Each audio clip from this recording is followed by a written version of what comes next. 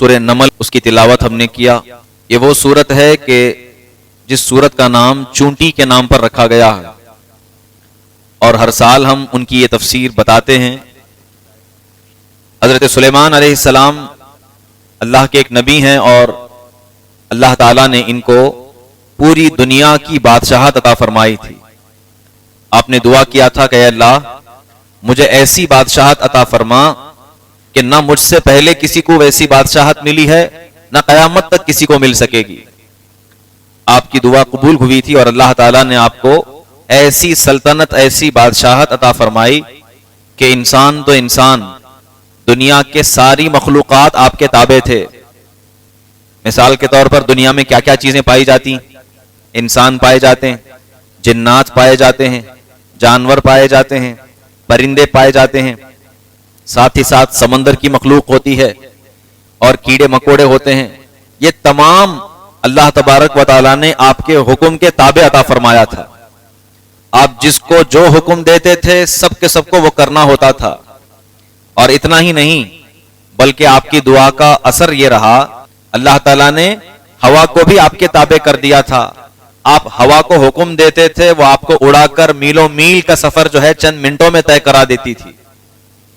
روایت میں ملتا ہے کہ جو سفر اس زمانے میں 1 مہینے میں ہونا چاہیے، پیدل اگر سفر کریں گے، گاڑی تو نہیں تھی، اور چیزیں یا تو کشتیاں ہوں گی یا پھر جو ہے گھوڑے، خچر، گدھے، اونٹ، شتر مرغ، یہ چیزیں ہوں گی، یہی تیز سواری کہلاتی تھی.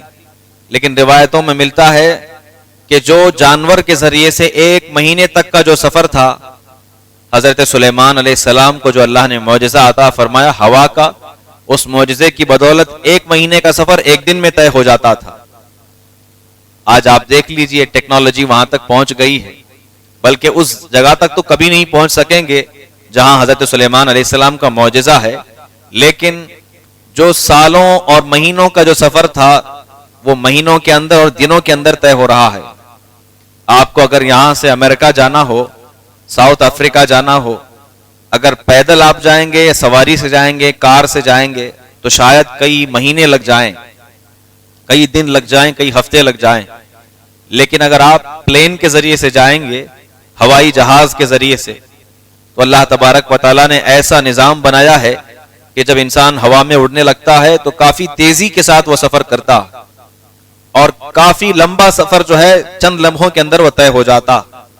یہ آج کی چیزیں نہیں ہے، بلکہ اللہ تعالیٰ نے اس وقت حضرت سلیمان کو ایسے ہی عطا فرما دیا تھا. پوری ہوا آپ کے حکم کے تابع تھی. جب چاہتے، جہاں چاہتے، آپ اپنی فوج کے ساتھ اور اپنی رعایا کے ساتھ سفر فرمایا کرتے تھے. اور ایک چیز قرآن کہتا ہے، حضرت سلیمان علیہ السلام کہا کرتے تھے علمنا منطق الطیر، کہ اللہ رب العزت کے فضل سے مجھے جانوروں کی بولیاں سکھائی گئیں. آپ جانوروں کی بولیاں بھی سمجھتے تھے، اور جانور جو باتیں کرتے تھے اسے بھی آپ سمجھا کرتے تھے. قرآن کی آیت سے ثابت ہے کہ اللہ تعالیٰ اگر چاہے تو اپنے کسی بندے کو جانوروں کی بولیاں سمجھنے کی طاقت عطا فرماتا ہے، اور کبھی کبھار اللہ تعالیٰ جانوروں کو بولنے کی طاقت بھی عطا فرماتا ہے. مکہ کا ایک کافر تھا، وہ بکریاں چرانے کے لیے کسی جنگل کی طرف گیا. ایک پہاڑ اس کے نزدیک آیا تو بھیڑیا قریب میں آ کر اس کی بکری کو اٹھا لے گیا. بھیڑیا جو ہے وہ بکریاں کھاتا ہے، وہ اپنی غذا اٹھا کر لے گیا. یہ بندہ جو تھا بڑی کوشش کے ساتھ اس کو مارا، جو بھی اس کے پاس ہتھیار تھے اس سے اس بھیڑیے کو بھگایا اور اپنی بکری کو بچا لیا. اب وہ بھیڑیا خاموش نہیں رہا، بلکہ اس پہاڑ کے اوپر چڑھ کر وہاں سے فصیح عربی زبان میں پکار کر کہنے لگ گیا، اے بندے، اللہ کی طرف سے دیا ہوا رزق جو میرے لیے تھا وہ تو نے چھین لیا ہے. اللہ تعالیٰ نے رزق بھیجا تھا بکری کی شکل میں میرے لیے، تو نے مجھ سے چھین لیا ہے. وہ بڑا تعجب خیز نگاہوں سے دیکھنے لگ گیا کہ کیسے ایک بھیڑیا جو ہے عربی زبان میں بات کر رہا ہے. اس نے کہا کہ تم عربی کیسے بولتے ہو؟ اللہ اکبر. بھیڑیا پکار کر کہتا ہے، ارے ایک بھیڑیے کو عربی میں دیکھ کر جتنا تمہیں تعجب ہو رہا ہے، اس سے زیادہ مجھے اس بات پہ تعجب ہو رہا ہے کہ تمہارے درمیان اللہ کا آخری نبی آیا ہوا ہے اور تم اب بھی کفر کی حالت میں ہو. وہ شخص وہیں سے پلٹا، حضور کے پاس آیا اور کلمہ پڑھ کر مسلمان ہو گیا۔ جانوروں کا بولنا یہ اللہ تعالیٰ کی طرف سے ہے، اور انسانوں کا سمجھنا بھی اللہ تعالیٰ کی طرف سے ہے۔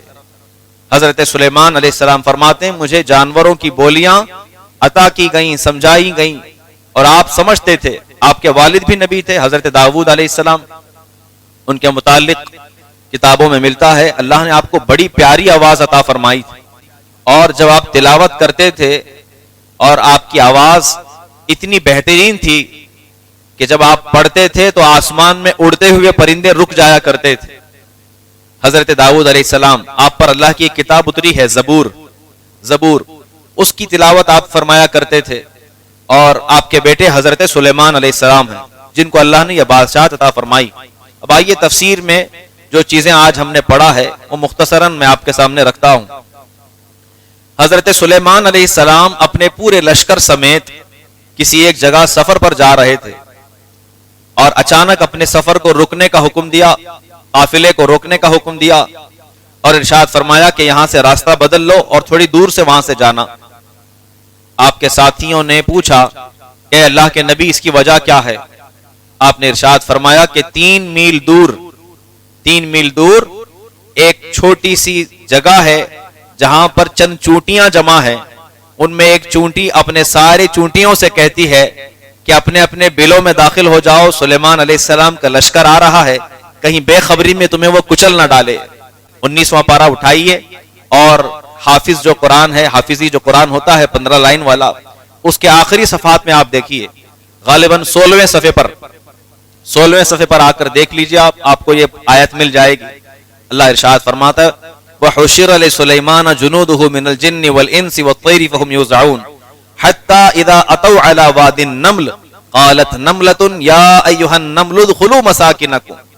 اللہ فرماتا ہے جب یہ لوگ چونٹیوں کی وادی میں داخل ہوئے تو ان چونٹیوں کے سردار بڑی چونٹی نے کہا کہ اے چونٹیوں اپنے اپنے بلوں میں داخل ہو جاؤ، لا يحتمنکم سلیمان وجنودہ وهم لا يشعرون، سلیمان علیہ السلام کا لشکر بے خبری میں تمہیں کہیں کچل نہ ڈالے۔ اللہ اکبر، بڑا پیارا نقطہ اس کے اندر ہے، اور اگر ہم عقل لگائیں تو اس بات کو سمجھ سکتے ہیں۔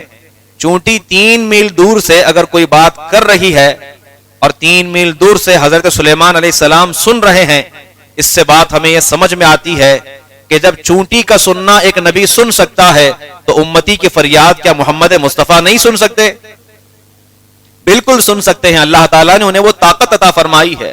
قرآن کہتا ہے کہ چونٹی کی آواز کو انہوں نے کافی دور سے سن لیا، اور صرف سنا نہیں، قرآن کہتا ہے فتبسم، وہ مسکرا اٹھے اور کہے وقال رب اوزعنی ان اشکر، میں اللہ تعالیٰ کا شکر بجا لاتا ہوں کہ اللہ تعالیٰ نے مجھے پرندوں کی بولیاں بھی سننے کی طاقت عطا فرمائی اور حشرات الارض کو سننے کی بھی طاقت عطا فرمائی۔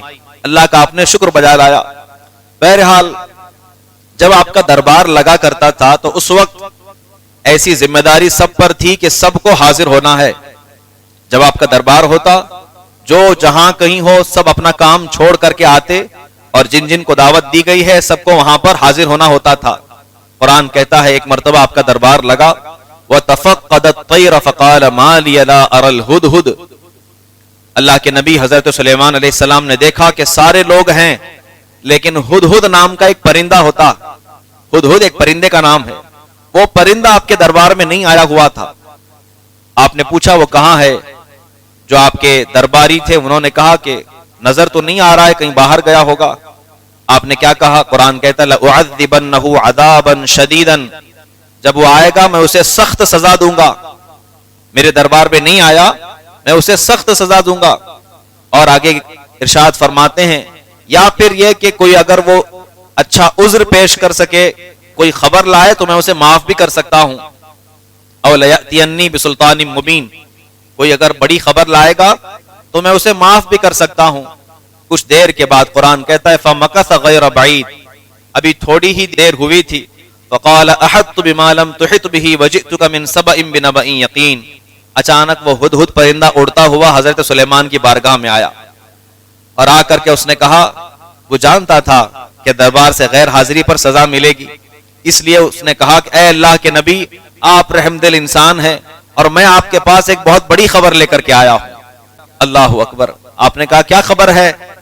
تو کہتا انی وجدت امرأۃ تملکہم وأوتیت من کل شیء ولہا عرش عظیم. وہ کہتا ہے اے سلیمان علیہ السلام، اللہ کے نبی، آپ کے ملک سے بالکل قریب، میں ترجمہ نہیں کر رہا ہوں بلکہ مفہوم ذکر کر رہا ہوں. وہ کہتا ہے آپ کے ملک سے بالکل قریب حضرت سلیمان علیہ السلام کا جو دارالسلطنت تھا وہ فلسطین میں تھا. فلسطین میں آپ کا دارالسلطنت تھا. وہ کہتا ہے فلسطین سے قریب ہی یمن نام کا ایک ملک ہے، وہاں پر ایک عورت کو میں دیکھ کر کے آیا ہوں جو بہت بڑی فوج کے مالک ہے، اور اس کے پاس ہیرے جواہرات بھی بہت زیادہ ہیں، اور اس کے پاس ایک عظیم تخت ہے جو دنیا میں کہیں نہیں ہے. ایک بہترین تخت ہے، روایت میں ملتا ہے 40 گز چوڑا 60 گز لمبا، اتنا بڑا جو ہے تخت تھا اس کا، جس پر ہیرے جواہرات لگائے گئے تھے اور بالکل محفوظ مقامات پر وہ رکھا کرتی تھی.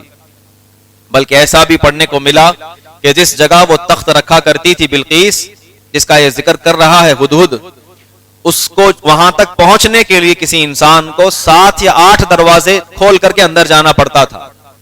ظاہر سی بات ہے جتنی قیمتی چیز ہوگی اتنا سیکیور فولڈر میں رکھی ہوگی.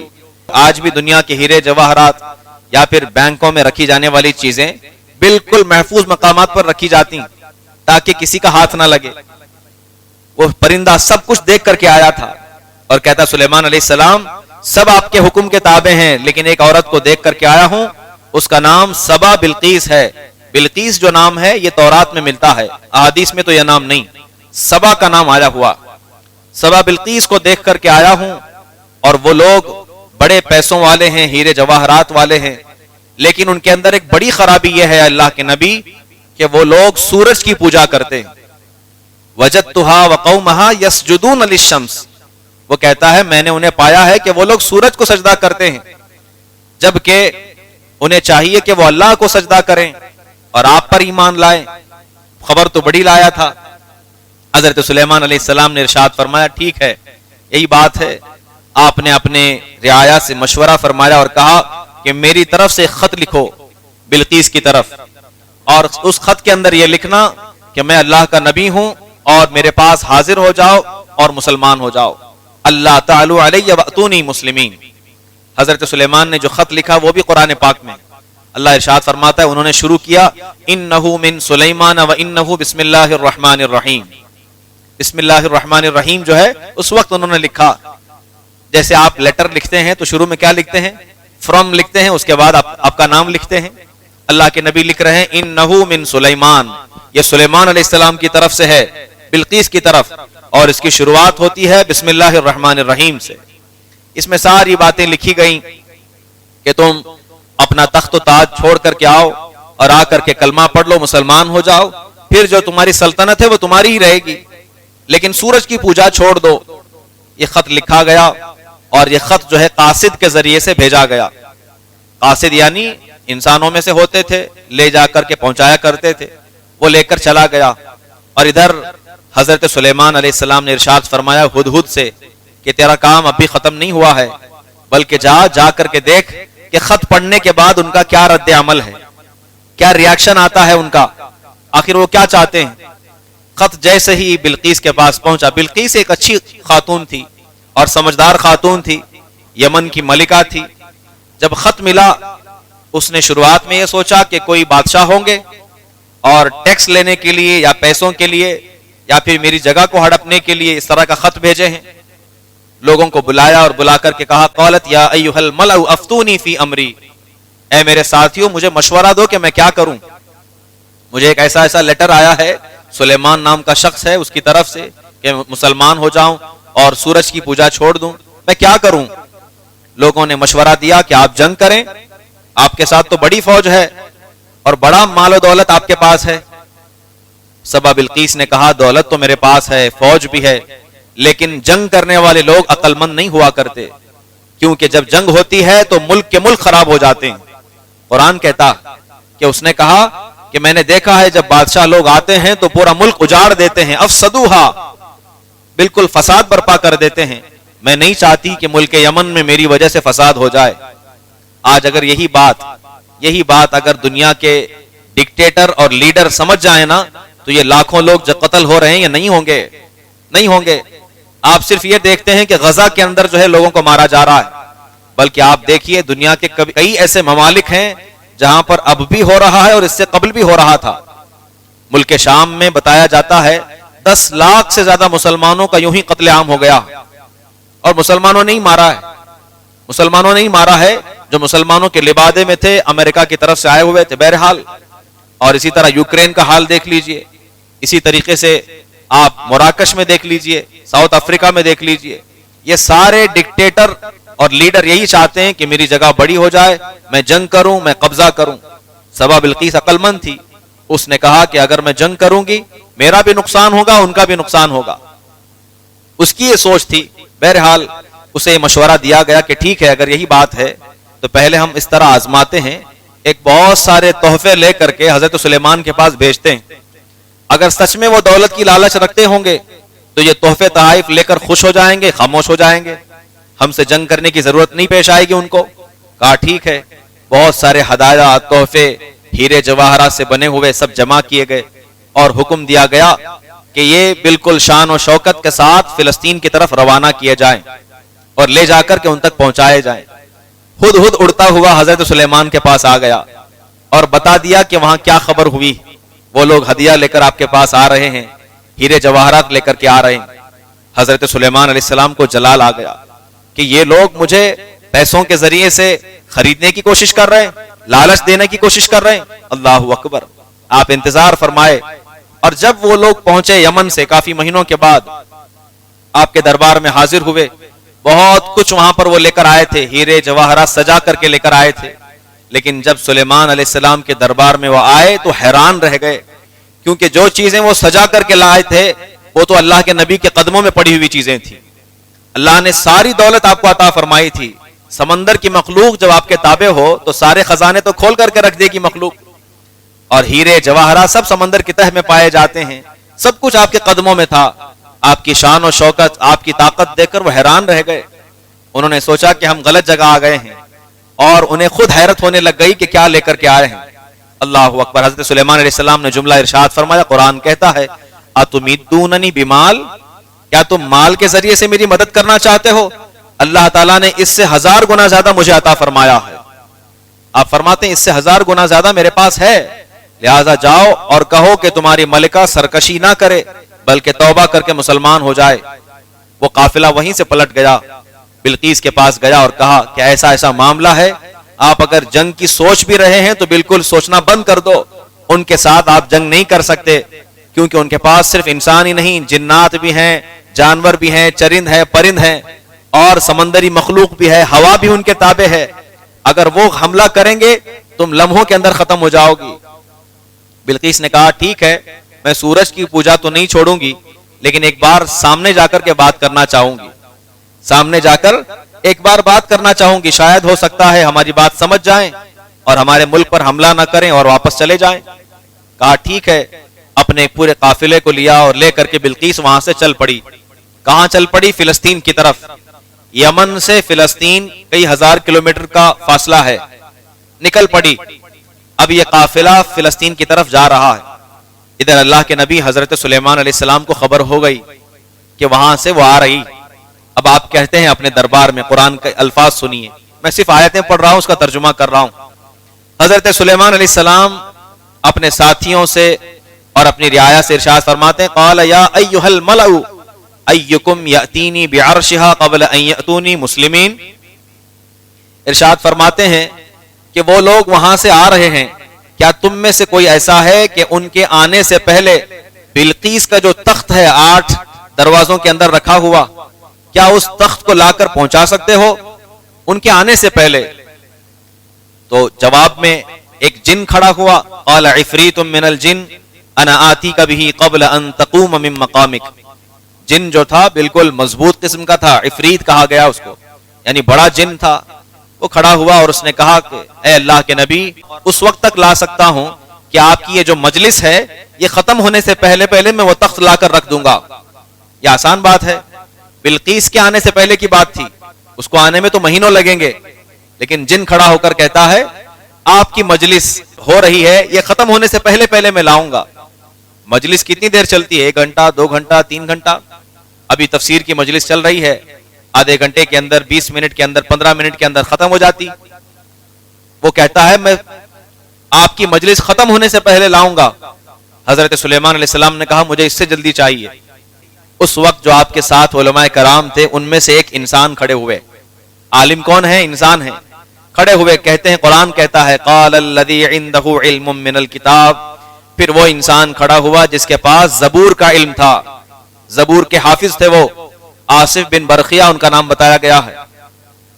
وہ کھڑے ہوئے اور انہوں نے کہا کہ اے اللہ کے نبی میں وہ تخت اس سے پہلے لا سکتا ہوں. آپ نے کہا کتنی دیر میں لائیں گے؟ قرآن کے الفاظ سنیے، قبل ان یرتد الیک طرفک. اے اللہ کے نبی آپ کے پلک جھپکنے سے پہلے میں لا کر حاضر کر دوں گا. اللہ اکبر. آپ کے پلک جھپکنے سے پہلے، قرآن کہتا ہے ان یرتد الیک طرفک، پلک جھپکنے سے پہلے میں وہ تخت یمن سے لا کر یہاں حاضر کر دوں گا. اس سے معلوم یہ ہوا کہ اگر بندہ قرآن اور زبور کی کتابوں کا حافظ ہو، یعنی دینی کتابوں کا حافظ ہو، اللہ تبارک و تعالی جنات سے زیادہ طاقت انسانوں کو عطا فرماتا ہے. جنات سے زیادہ طاقت انسانوں کے پاس ہوتی ہے. پھر پتہ نہیں یہ لوگ کہاں کہاں جن پکڑنے کے لیے کھیتوں میں، جنگلوں میں جاتے ہیں اور بابا گیری کے چکر میں جو ہے گمراہ ہوتے رہتے ہیں. ارے قرآن پڑھو، قرآن کی آیتوں کو سمجھو، اللہ تعالیٰ اس سے 2 گنا زیادہ طاقت آپ کو عطا فرمائے گا. اچھا آپ یہاں پر نقطہ میں ذکر کروں کہ آصف برقیہ کون ہیں؟ کیا نبی ہیں؟ نہیں، بلکہ بنی اسرائیل کے نبی کے امتی ہیں. اور ان کو اللہ تعالیٰ نے یہ طاقت عطا فرمائی ہے کہ بلقیس کا تخت جو ہزاروں کلومیٹر دور تھا اور 8 دروازوں کے اندر بند تھا، اس کو وہ ایک پلک جھپکنے میں وہاں سے اٹھا کر یہاں لا سکتے ہیں. یہ جب بنی اسرائیل کے نبی کے امتی کی یہ طاقت ہے تو امت محمدیہ کے سرکار سیدنا شیخ عبد القادر جیلانی کی طاقت کا عالم کیا ہوگا؟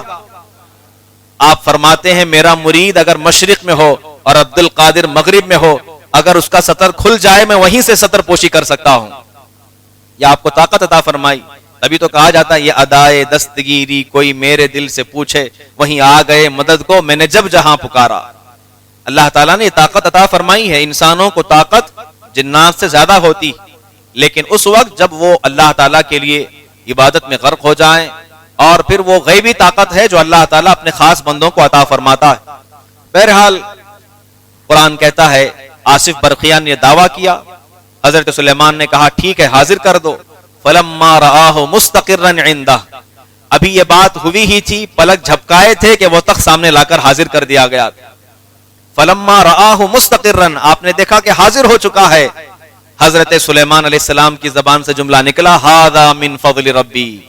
یہ میرے رب کا فضل ہے کہ اللہ نے میرے امتی کو یہ طاقت عطا فرمائی.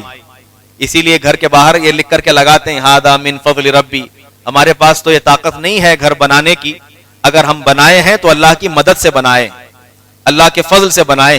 ھذا من فضل ربی حضرت سلیمان نے کہا اور پھر اللہ تعالیٰ کا شکر بجا لایا. اب آگے سنیں. بلقیس اپنا پورا قافلہ لے کر کے آئی، کافی دنوں کے بعد پہنچی.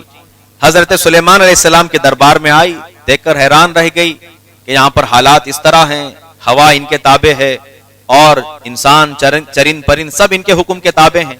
پھر کچھ دیر کے بعد حضرت سلیمان علیہ السلام سے ملاقات ہوئی. آپ نے اس تخت کی طرف اشارہ کر کے پوچھا، قرآن کہتا ہے اھاکذا عرشک. حضرت سلیمان علیہ السلام نے پوچھا کہ ساری چیزیں تو ٹھیک ہے، یہ جو تخت نظر آ رہا ہے کیا تمہارا تخت بھی ایسا ہی ہے؟ اھاکذا عرشک، کیا تمہارا جو تخت ہے وہ بھی ایسا ہی ہے؟ بلقیس کی زبان سنیے، وہ کہتی ایسا نہیں بلکہ یہی ہے. قالت کأنہ ہو، بلکہ یہی ہے. اور اسی وقت اس نے کہا کہ اگر میرے آنے سے پہلے آپ میرا تخت یہاں کر لا کر حاضر کر سکتے ہیں، یقیناً آپ انسانوں میں عظیم مخلوق ہیں اور آپ کے تابع اللہ تعالیٰ نے جناتوں کو اور انسانوں کو دیا ہے، اس لیے میں توبہ کرتی ہوں اور آپ کا کلمہ پڑھ کر مسلمان ہو جاتی ہوں. اسلمت مع سلیمان للہ رب العالمین، اسلام لائی اور مسلمان ہو گئی. بہرحال اس واقعے کو اللہ تعالیٰ نے قرآن پاک میں بیان فرمایا، جس سے کچھ باتیں ہمیں سمجھ میں آتی. پہلی چیز تو یہ کہ انبیاء کرام کو اللہ تبارک و تعالیٰ بے پناہ طاقت و قوت عطا فرماتا ہے، جس کا ہمارے وہم و گمان میں بھی چیزیں نہیں ہوتی، ہمارا گمان بھی وہاں تک نہیں پہنچ سکتا. تبھی تو اس کو معجزہ کہتے ہیں. معجزہ کا مطلب ہماری عقل میں نہ آنے والا. تو آپ کی جو بادشاہی تھی وہ آپ کا معجزہ تھا, اور اگر اس کے خلاف کوئی باتیں کرتا ہے تو وہ قرآن کا انکار کرے گا. قرآن سے ثابت واقعہ میں نے آپ کے سامنے رکھا ہے.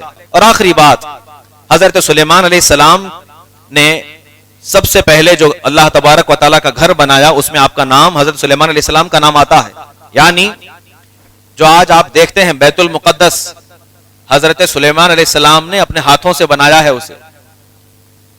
اللہ کے رسول صلی اللہ علیہ وسلم سے پوچھا گیا تھا, اے رسول خدا, دنیا میں سب سے پہلی کون سی مسجد بنائی گئی؟ آپ نے ارشاد فرمایا تو دنیا میں سب سے پہلا گھر جو بنا ہے وہ کعبۃ اللہ بنا ہے, خانہ کعبہ جو آج ہے سب سے پہلا.